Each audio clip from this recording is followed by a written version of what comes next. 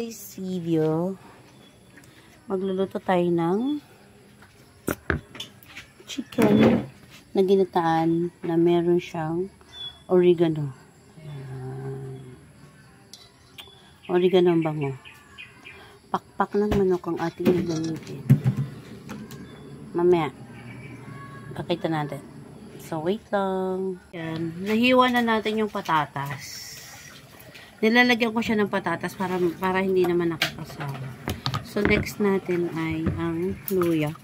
Kailangan ng luya. Luya. Ay. Sunog-sunog na tayo dito. Sunog na to. Dito yung luya.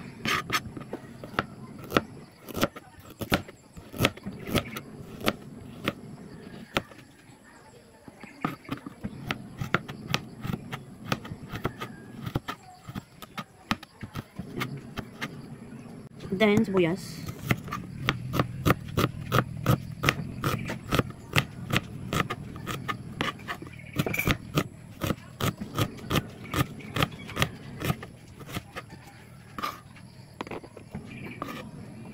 Then, ang bawang.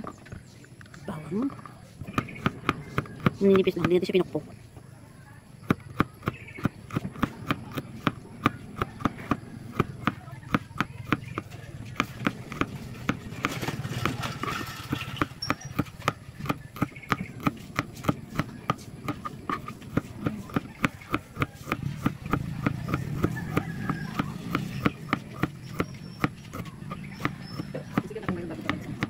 Kaya ang ating complete na, ano. Ayan. Tapos, syempre, may mga pamintayan. Ay, oo, madami kasi. So, start na tayo ng gisa. So, ang unang lagay ay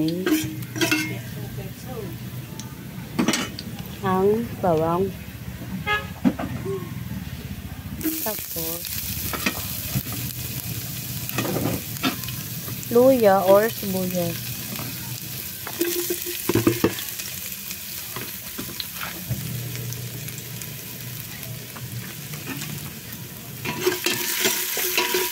Kailangan itong gisa para manuot yung lasa ng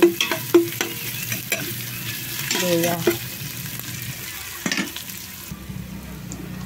Yan, dapat maraming luya. Tapos may sili.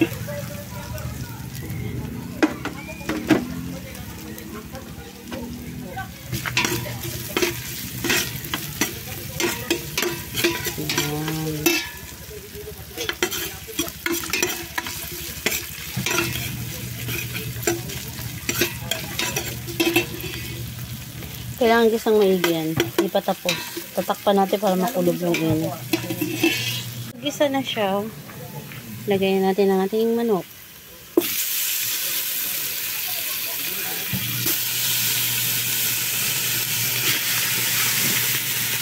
Nilagyan ko pala yan ng isang Knorr chicken. Kaya yung parang meron sa mga ano-ano. So, tapos haluin.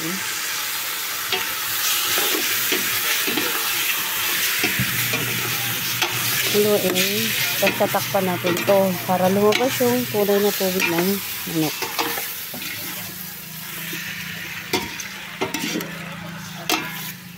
Una ko niluto ang ganito sa Germany. So, I just realized na para may remembrance ako. Puti na vlog ko na. So, takpan natin. Kunin natin yung takip. So, tatakpan na natin. Yan. So, tignan natin. So, yan. Lumabas na yung ano niya. Yung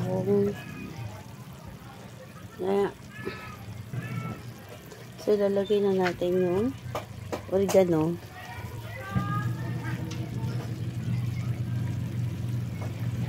Yung oregano.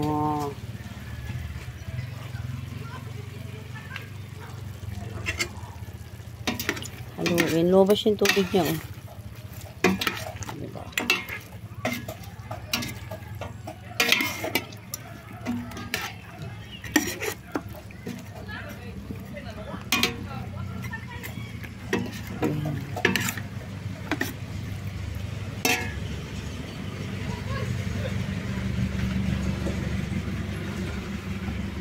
lagay na rin natin yung kanyang patatas. Lagyan ko siya ng patatas kasi para hindi nakakaumay.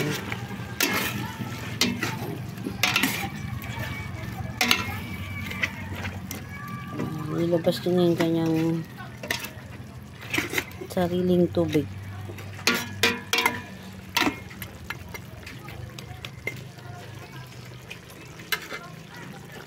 Bango?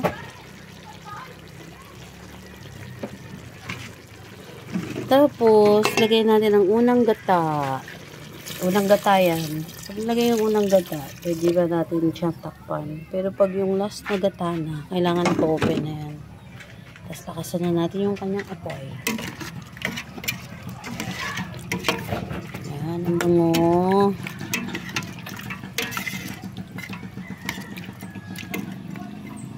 Tapos, lalagyan mo na ng asin, ng mga seasoning nyo. Bahala na kayo kung anong gusto nyo lagay. Pwede rin, lagyan nyo ng kung anong gusto nyo. So, as you like. So, yan. Lalagyan na natin siya ng seasoning, ng ating asin, at kung ano pang secret ingredients. Yes, secret ingredients. Lalagay na natin yung ating kakanggata. Yung malapot na gata. Tapos, pakukuluan natin siya. Hindi natin siya tatakpan. Kasi pag tinakpan natin siya, maghihiwa-hiwala yung gata sa tubig. So, kukulo lang to siya. Kung gusto mo na medyo masabaw, marahan lang yung apoy. Pero kung, kasi medyo matigas pa rin yung manok ari dyan. Pero kung gusto mo ng konti lang yung sabaw, tsaka malapot. Malakas na apoy, pero naka-open lang. Naka-open lang talaga siya. Either mahina o malakas yung apoy. Depende sa inyo. So, iwanan na muna natin yan dyan. Hayaan mo siyang kumulo ng kumulo. Maya na ulit. So, yan. Dahil gusto namin medyo may sabaw-sabaw. Ayan, may okra. Nilagay ng ating pinakamamahal. Yan. So, ano yan siya. Gusto namin medyo may sabaw-sabaw. Pero kung gusto yung pinapatuyuan pa, pwede naman. So, let's eat. Ang aming rice ay red rice. So, let's eat na guys. Let's eat.